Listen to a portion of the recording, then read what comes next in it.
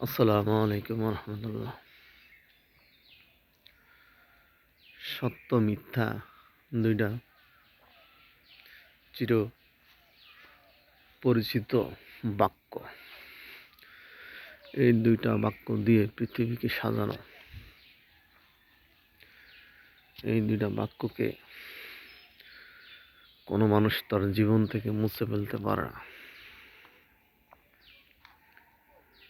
কেউ কিছু সময় মিথ্যার মধ্যে ডুবে থাকে,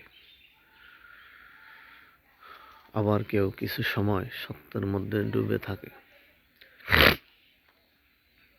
কেউ কিছু সময় মিথ্যার মধ্যে ডুবে থাকার পর সত্য নিয়ে জেগে ওঠে, আবার কেউ কিছু সময় সত্য